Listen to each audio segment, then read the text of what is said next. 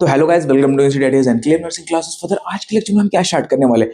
आज के लेक्चर में हम नर्सिंग डिकोड सीरीज का last chapter that is unit 8 हम स्टार्ट करने वाले हैं। और यूनिट 8 इस सदी का सबसे लास्ट टॉपिक होगा। इसके बाद नर्सिंग डिकोड सीरीज फिनिश। ठीक है, आपके अनुसार और जो मैंने वादा किया था कि चैप्टर 8 से चैप्टर 8 तक, ठीक है, 1 टू चैप्टर 8 मतलब 1 से 8 तक का जो मैंने स्टार्ट किया था उसको मैं फिनिश कर रहा हूँ। ठीक है, और हाँ, एक बात और है यार, देखो वीडियो बनता है तो एटलीस्ट वीडियो को लाइक करके तो जाओ, है ना। वीडियोस को लाइक करो। बाकी अगर आपको कोई भी डाउट हो तो आप कमेंट में, डायरेक्ट कमेंट बॉक्स में कमेंट कर दिया करो। मैं उसके लिए आपको कोई ना कोई सोल्यूशन बताऊंगा। हाँ, और बाकी बहुत सारे बच्चों को डाउट वो था, क्या कहते हैं, नोट्स चाहिए था उन्हें। ठीक है, देखो नोट्स जो है ना, आप डायरेक्ट मेरे व्हाट्सएप चैनल होगा, ठीक है, आप डिस्क्रिप्शन में जाना मेरे, या फिर मेन डिस्क्रिप्शन में जाना, तो वहां पे आपको वो मिलेगा, व्हाट्सएप ग्रुप का चैनल का लिंक मिलेगा। ठीक है, व्हाट्सएप ग्रुप, आप उस व्हाट्सएप पे ज्वाइन हो जाइए। और उस व्हाट्सएप पे जो है ना, मैं आपको सारे नोट्स चैप्टर 1 से लेकर चैप्टर 8 तक के सारे नोट्स आपको मैं वहां पे सेंड कर दूंगा। ठीक है, और अगर मान लो कम्युनिटी वगैरह का डाउट हो तो मैं वहाँ कम्युनिटी का भी डिस्कस कर दूंगा। ठीक है, देखो अब हम स्टार्ट करने वाले हैं चैप्टर यूनिट 8। ठीक है, यूनिट 8 का क्या नाम होगा? Ethics evidence based teaching in nursing education. ठीक है, अब जैसे मैं आपको पढ़ा रहा हूँ, ठीक है, मैं आपको पढ़ा रहा हूं तो मेरे पास कोई ना कोई एक एविडेंस होगा। Evidence in the sense bibliography होगी। बिब्लियोग्राफी मतलब क्या होता है भाई? जहां से मैंने कंटेंट उठाया है ना, जहां से कंटेंट मैंने पिकअप किया है, वो कंटेंट का रेफरेंस होना चाहिए मेरे पास कि हाँ मैंने इस बुक से लिया है, हाँ मैंने इस स्लाइड से लिया है, हाँ मैंने इस वेबसाइट से लिया है, उसका पेज नंबर होना चाहिए। ये सारी चीजें होनी चाहिए कि नहीं होनी चाहिए, है ना, ये सारी एविडेंस होगी। एथिक्स का मतलब क्या हो गया कि जजमेंट एंड बिहेवियर को स्टडी करना ही इज नोन एज एथिक्स। ठीक है, अब देखो स्टार्ट करते हैं। भाई एथिक्स क्या होता है? It is a moral philosophy of thinking happens in our society. ये एक मोरल फिलॉसफी होती है जो कि हमारे सोसाइटी में जो हो रहा है। जैसे हमारी सोसाइटी में क्या हो रहा है भाई? मान लो कोई कोई लड़ाई कर रहा है, ठीक है, कोई लड़ाई कर रहा है सोसाइटी में, ठीक है, और कोई जैसे मान लो दो लोग आपस में लड़ाई कर रहे हैं, तो आप दो लोग लड़ रहे हैं, आप यहाँ दूर में खड़े हो और उनके बारे में सोच रहे हो, यार वो लड़ रहे हैं, क्यों लड़ रहे हैं होंगे, वो गंदे तो लोग नहीं है, वो अच्छे लोग होंगे, यार वो तो आदमी सही था, वो तो ऐसा काम नहीं कर सकता था, है ना। तो हमारी जो थिंकिंग है, हम जो सोच रहे हैं, वही हमारी मोरल फिलोसफी। ठीक है, और फिर उसके बाद हम बात करते हैं मोरल्स एंड एथिक्स की। मोरल क्या होता है, एथिक्स क्या होता है? देखो मोरल जो होता है ना, moral usually refers to the judgement and behaviour.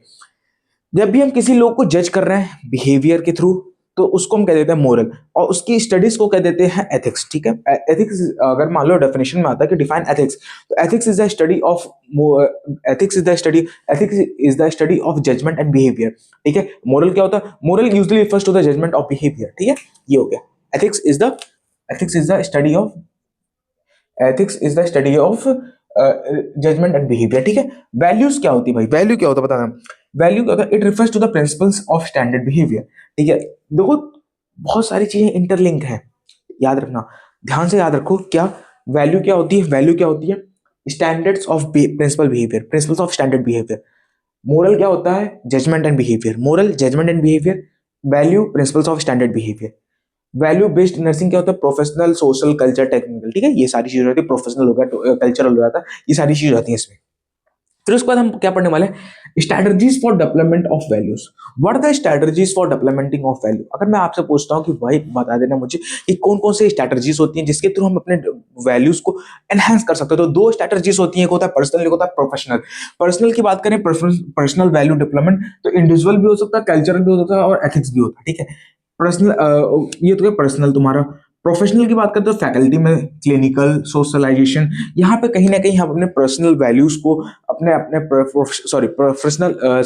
Professional values को कहीं ना कहीं हम अपने डेवलप करने का कोशिश करते हैं। ठीक है, उसके बाद हम बात करते हैं प्रोफेशनल वैल्यू। तो अब हम क्या करने वाले हैं? अब हम पढ़ने वाले भाई प्रोफेशनल वैल्यूज के बारे में। ठीक है, देखो प्रोफेशनल वैल्यू क्या क्या होती है। सबसे पहले होता है ऑटोनोमी। ठीक है, ह्यूमन डिग्निटी, ऑटोनोमी हो गया, ह्यूमन डिग्निटी हो गया, रेस्पेक्टफुल हो गया। ठीक है, फिर उसके बाद तुम्हारा देखो, मान लो तुम्हारा हो गया इंटीग्रिटी, हो गया सोशल जस्टिस, हो गया। ठीक है, ये सारी पॉइंट हो गए। अगर मैं देखो कुछ पॉइंट बताऊं जो कि हर जगह कॉमन है, तुम इन पॉइंटों को ना कहीं भी लगा सकते हो। मतलब समझ लो, अगर आपको कुछ नहीं आ रहा, ठीक है, कुछ भी नहीं आ रहा, तो एक 5-6 पॉइंट बताऊंगा, कॉमन पॉइंट है। ठीक है, वो उसको ना उस पॉइंट को ना तुम कहीं भी लगा सकते हो। जैसे रुक जाओ बताता हूँ।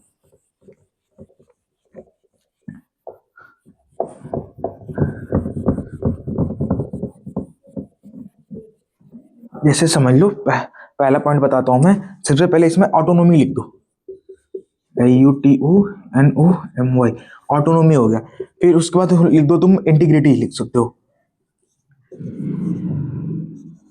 फिर उसके बाद क्या हो गया?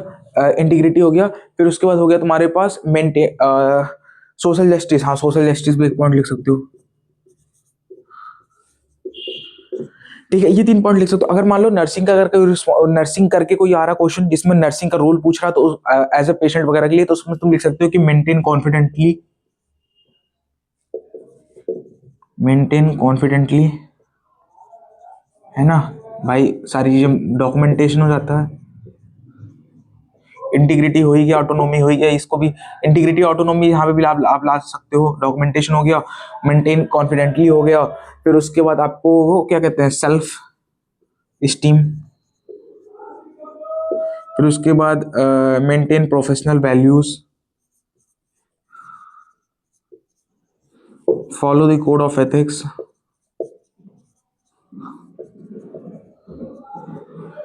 कॉन्फिडेंटली हो ही गया है तुम्हारा, डिग्निटी को मेंटेन करना है, डिग्निटी को मेंटेन करना है। तो कुछ ऐसे 7-8 पॉइंट, 5-6 पॉइंट्स हैं जो कि आपको ना, अगर कुछ नहीं आ रहा ये लिख दोगे तो काम बन जाएगा। ठीक है, इसके बाद हम क्या पढ़ने वाले हैं, प्रोफेशनल वैल्यूज हो गए। प्रोफेशनल वैल्यू क्या कहते हैं, ऑटोनॉमी, ह्यूमन डिग्निटी हो गया, इंटीग्रिटी हो गया, और फिर सोशल जस्टिस होता है। अब हम पढ़ने वाले एथिकल डिसीजन मेकिंग।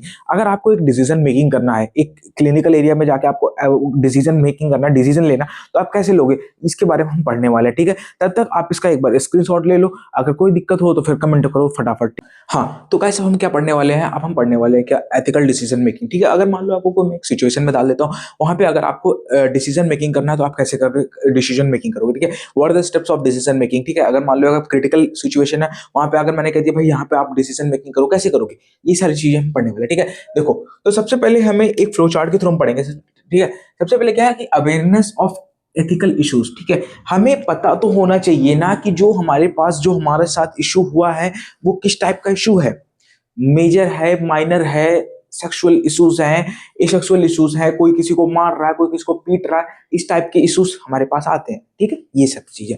तो awareness of ethical issues, identify all stake holders.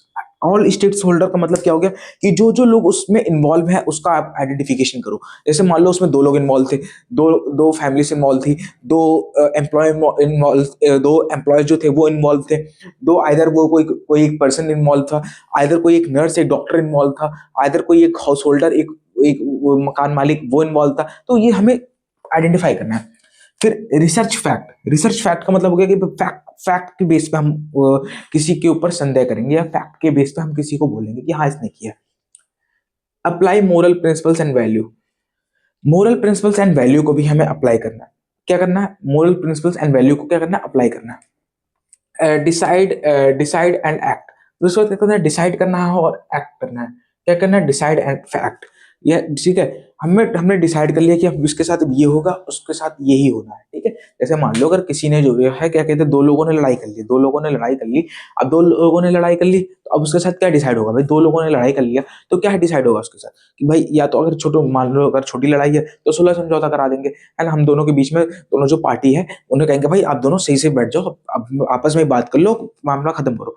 ठीक है, अगर लेकिन अगर वही लड़ाई अगर बड़े लेवल पे है भाई, छोटी लड़ाई थी तो होगी, अब वही लड़ाई हमने बड़े लेवल पे कर दी तो क्या होगा, तब दिक्कत होगा ना, तब पुलिस कंप्लेन होगा, ये सारी चीजें। ठीक है, फिर से हम कर लेते हैं अवेयरनेस ऑफ एथिकल इशू। क्या करेंगे देखो, awareness of ethical issue, identify, awareness, identify, research करेंगे, फैक्ट का एनालिसिस करेंगे, अप्लाई करेंगे वैल्यूज एंड प्रिंसिपल्स को, डिसाइड करेंगे फैक्ट को। फिर से अवेयरनेस हो गया, अवेयरनेस ऑफ एथिकल इसको, फिर उसके बाद क्या होगा, आइडेंटिफाई, अवेयरनेस हो गया। देखो एक मैं शॉर्ट ट्रिक बनाता हूँ यहाँ पे, है ना, एक शॉर्ट ट्रिक बनाता हूँ। सबसे पहले अवेयरनेस, फिर उसके बाद आइडेंटिफाई, फिर उसके बाद रिसर्च कर लिया, फिर अप्लाई कर लिया मोरल प्रिंसिपल वैल्यू को, फिर डिसाइड कर लिया AIR, AIRED। ठीक है, आपको नॉर्सेट का पेपर देना है, नॉर्सेट का पेपर देना ना आपको, AIR और ना all India rank first, all Indian rank second आता है ना।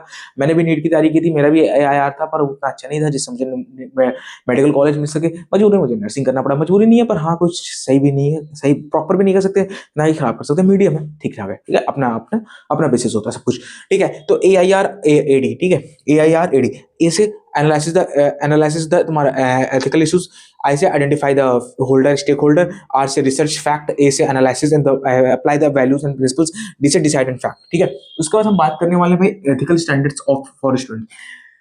कौन कौन से एक स्टैंडर्ड्स को मेंटेन करना होता है एक स्टूडेंट को, एज ए विद्यार्थी, as a student, as a बच्चा पार्टी है ना।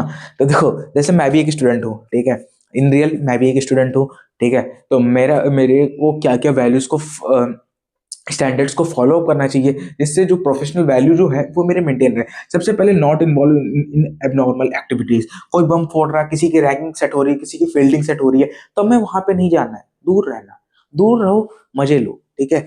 इन्वॉल्व नहीं होना। ये भाई ये बुक इस लैंग्वेज है ना, ये बुक इस लैंग्वेज है, ठीक है। ये बुक इस लैंग्वेज है कि एबनॉर्मल एक्टिविटीज में इन्वॉल्व नहीं होना, बुक इस लैंग्वेज है ये। लेकिन in real life as a student मैं भी ये बोलूंगा भाई, जहां पे फील्डिंग सेट हो रही है, मारो साले, समझ रहे हो, मार दो उसको, छोड़ना नहीं है ना। कोई मान लो तुमको एक गाल पे एक चाटा मार के चला गया, तो दूसरा गाल भी दे दोगे क्या कि लो इस पे मारो मुझे?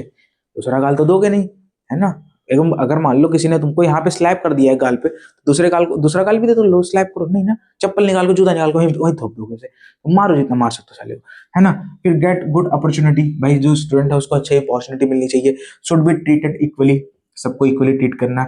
शुड बी वैल्यू जस्टिस, ठीक है, वैल्यू वगैरह को भी जस्टिस, भाई वैल्यू है उसका जस्टिस होता है, ठीक है। फिर उसको रेस्पेक्ट करना, भाई जो टीचर्स है वो उनको भी बच्चों को रेस्पेक्ट करना चाहिए। ये नहीं कि जैसे अगर मान लो वो बेचारा गरीब है तो उसको वो इंसर्ट नहीं करना चाहिए कि नहीं तुम गरीब हो तुम भागो यहाँ से, ऐसा नहीं होता है, ठीक है। तो हमें जो है, वो जो इंसान है, जो बच्चा है, उसको प्रॉपर ट्रीट करना है, ठीक है, रेस्पेक्ट देना। इसके बाद हम पढ़ने वाले हैं भाई student faculty relationship evidence based practice, ठीक है। स्टूडेंट फैकल्टी रिलेशनशिप क्या होता है बताओ? अगर मैं आपसे पूछता हूँ कि स्टूडेंट फैकल्टी रिलेशनशिप क्या होता है बताओ। अगर कोई एक स्टूडेंट है उस एक फैकल्टी है, उन दोनों के बीच का रिलेशनशिप, इसका एक बार अगर स्क्रीनशॉट लेना चाहते हो तो ले लो। ले लिया स्क्रीनशॉट ले लिया ना, चलो ठीक है। अगर मैं आपसे पूछता हूँ कि अगर मान लो स्टूडेंट है और फैकल्टी है, उन दोनों के बीच में कैसा रिलेशनशिप होना चाहिए? अगर एक अच्छा रिलेशनशिप रहेगा तो भाई पढ़ाई भी अच्छी होगी। पढ़ाई अच्छी मतलब जो टीचर आ रहा पढ़ा रहा, वो अपना वर्क दे रहा कि असाइनमेंट बना के लाना है, ये लाना, तो वो असाइनमेंट बना ले रहा बच्चा, ठीक है। और वही बच्चा अगर टीचर खराब है, समझा नहीं पा रहा है अच्छे से, ठीक है, या फिर मान लो बच्चों को ज्यादा बोरिंग लग रहा है, आ रहा है पढ़ा रहा है भग जा रहा है, तो कहीं ना कहीं यार बच्चे उनका काम नहीं करते, अवॉइड करते हैं उनका काम, है ना। उनका काम, उनके काम को भी बच्चे कहीं ना कहीं अवॉइड करते हैं। तो अब हम पढ़ने वाले student faculty relationship, student faculty relationship, ठीक है। अब सोचो जरा, सोचो सोचो क्या होगा, ठीक है। अब देखो सबसे पहले जो होता है, अगर बेटर रिलेशनशिप होगा तो कहीं ना कहीं ये पॉजिटिव फैक्टर को प्रमोट करेगा।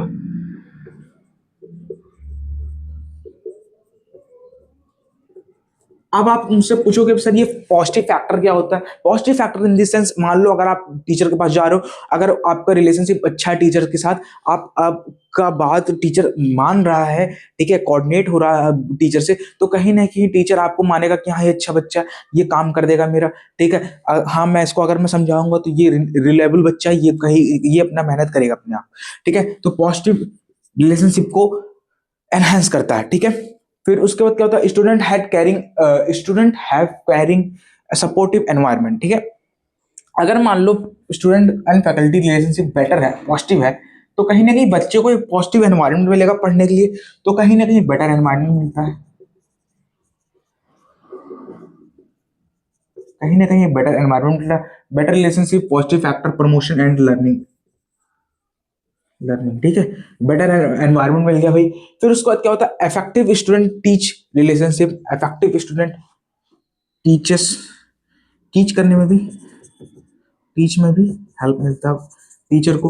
अगर मान लो बच्चे अच्छे हैं, बच्चे कोऑपरेट कर रहे हैं टीचर के साथ, तो कहीं ना कहीं बच्चा जो टीचर है वो अच्छे से पढ़ा के जाएगा अपना, ठीक है। ये तीसरा पॉइंट होगा। चौथा पॉइंट बात करते हैं कि education have a quality, best education quality, ठीक है। बेस्ट एजुकेशन क्वालिटी, कहीं ना कहीं एजुकेशन क्वालिटी को भी ये एनहांस करता है कि नहीं करता? करता है कि नहीं करता? करता है ना। चलो, तो ये सारे पॉइंट हो जाते हैं हमारे पास, ठीक है। इसके बाद हम बात करने वाले हैं क्या, evidence based practice. Evidence based nursing practice क्या होता है बताओ? एविडेंस बेस्ड नर्सिंग प्रैक्टिस क्या होता है बताओ? एविडेंस बेस्ड नर्सिंग प्रैक्टिस क्या होता है, जल्दी बताओ। एविडेंस बेस्ड नर्सिंग प्रैक्टिस क्या होता है बताओ। एविडेंस बेस्ड नर्सिंग प्रैक्टिसेस क्या होता है, जल्दी बताओ, जल्दी बताओ, थोड़ा सोचो, सोचो।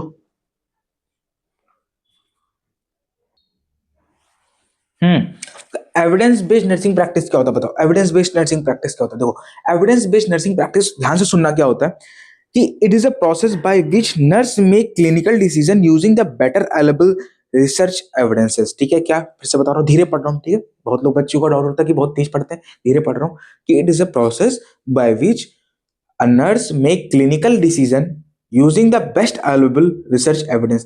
एविडेंस बेस्ड नर्सिंग प्रैक्टिस का मतलब ये हो गया कि नर्स जो होता है, जब नर्स को डिसीजन लेना होता है किसी पेशेंट के थ्रू, तो उसको जो है बेस्ट अवेलेबल रिसर्च एविडेंसेस, मतलब कहीं ना कहीं जो उसका एविडेंस है, जितना जितना उसको कहते हैं नहीं, evidence in the sense past experience है, उसके बेस्ड पे वो अपना फॉलो अप करती है। ठीक है, it is a process by which nurse make a clinical decision using the best available research and evidences. ठीक है, ये सारी रहते हैं एविडेंस बेस्ड नर्सिंग। फिर एविडेंस बेस्ड डिसीजन मेकिंग, ठीक है, एविडेंस बेस्ड नर्सिंग प्रैक्टिस हो गया था एविडेंस बेस्ड डिसीजन मेकिंग। अब एविडेंस बेस्ड डिसीजन मेकिंग क्या होता है मेरे भाई, देखो, help in promotion health care. ठीक है भाई, देखो health evidence based decision making जो होता है ना, एविडेंस बेस्ड डिसीजन मेकिंग में क्या होता है ना कि ये क्या करता है, हेल्प करता है promotion of health care, promotion, help in promoting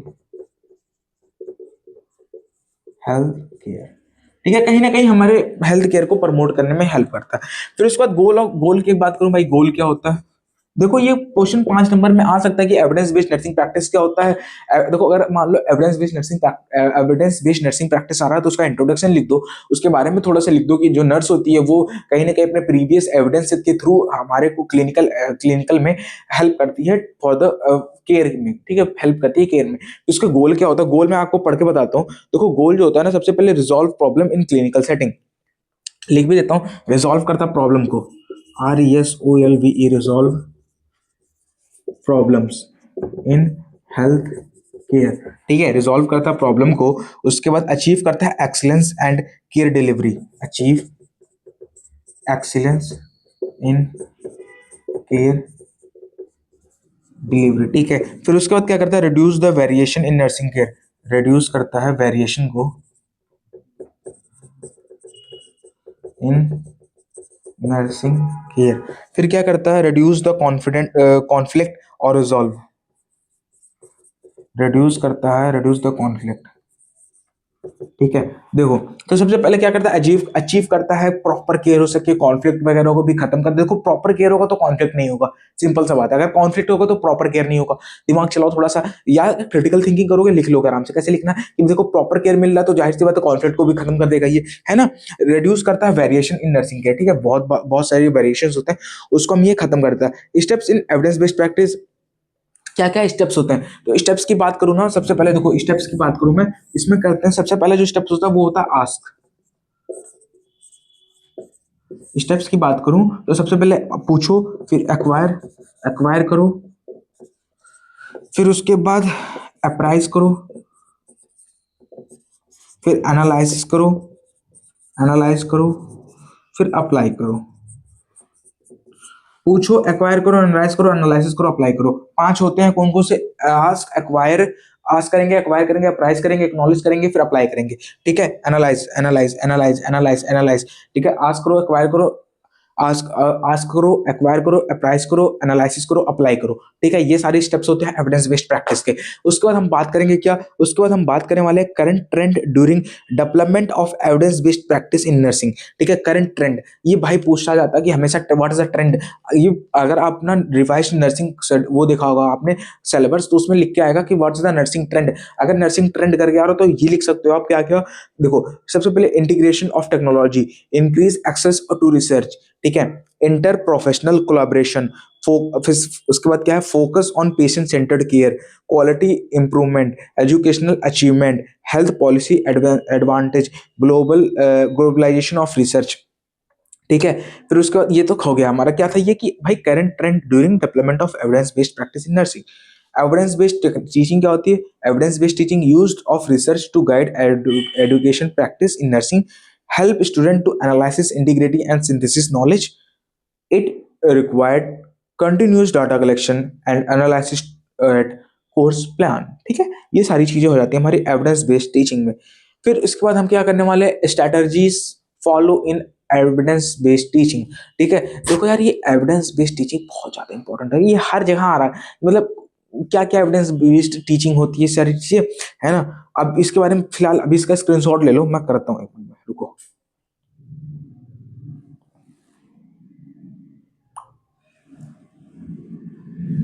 हाँ, तो देखो स्क्रीनशॉट तो ले लिया होगा ना। ले लेने के बाद अब हम बात करने वाले what are the strategies follow in evidence based teaching. तो सबसे पहला जो होता है वो तो कॉन्सेप्ट मैपिंग।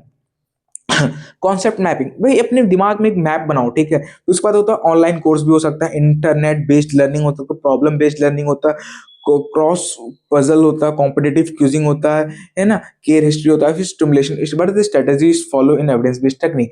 देखो अगर मान लो आप एविडेंस बेस्ड टीचिंग कर रहे हो ना, तो उसमें बहुत सारी स्ट्रेटजीज होती हैं, जैसे कि क्रॉस क्वेश्चन हो जाता है। ठीक है, बहुत सारे मल्टी लेवल पे क्वेश्चन पूछे जाते हैं, ये सारी चीजें हम इसके अंदर पढ़ते हैं। ठीक है, ये हो गया। फिर उसके बाद हम बात करते हैं approach of ethical decision making. What is the approach? Approach क्या क्या होता है एथिकल डिसीजन मेकिंग। अप्रोच की बात बताऊं तो सबसे पहले हमारा राइट अप्रोच होता है, कॉमन गोल अप्रोच होता है, फेयरनेस और जस्टिस अप्रोच और विट्रस अप्रोच। ये सारी चीजें मतलब 5-6 अप्रोच हैं तुम्हारे पास। इन अप्रोच के थ्रू हम अपना डिसीजन मेकिंग खत्म करते हैं। ठीक है, ये हमारा लास्ट टॉपिक था। अब इसके बाद ना टॉपिक हो चुका है फिनिश। ठीक है, नर्सिंग एजुकेशन डिकोड सीरीज का समाप्त हो चुका है। हाँ, ये वाला लेक्चर छोड़, यूनिट 8 थोड़ा लेट में आया था। यूनिट 8 लेट में आया क्यों था? इसलिए आया था क्योंकि भाई मुझे हमारे भी पेपर्स आ रहे थे, थोड़ा मुझे काम पड़ गया था, है ना। और स्टूडियो वगैरह का काम था अपना, कुछ का कुछ मतलब नोट्स वगैरह को तैयार कर रहा था मैं। तो आपको नोट्स भी देना है ना, तो आप ना मुझे टेलीग्राम सॉरी व्हाट्सएप लिंक पे, वो मुझे व्हाट्सएप पे आ जाओ आप लोग, है ना, व्हाट्सएप ग्रुप पे। उसमें मैं आपको नोट्स वगैरह सारे प्रोवाइड कर दूंगा। तब तक के लिए अपना ख्याल रखें, अपने अगल बगल सराउंडिंग में क्लीननेस रखें, और हमेशा अपने टीचर्स और डिग्निटीज का रिस्पेक्ट करें, क्योंकि वही है जो तुम्हें गाइड करते हैं। ठीक है, रुको बताता हूँ। देखो, वही है जो तुम्हें गाइड करते हैं। ठीक है, उनके अलावा यार कोई नहीं है। ठीक है, एक मम्मी मम्मी पापा का सम्मान करें, रेस्पेक्ट करो, एक टीचर्स का हमेशा रेस्पेक्ट करो। ठीक है, तब तक के लिए जय हिंद जय भारत। और हमेशा पढ़ते रहिए, पढ़ाते रहिए, और जब भी आपको मौका मिले हमेशा किसी ना किसी की मदद करिए। ठीक है, जय हिंद जय Bharat. Thank you guys, thank you well well.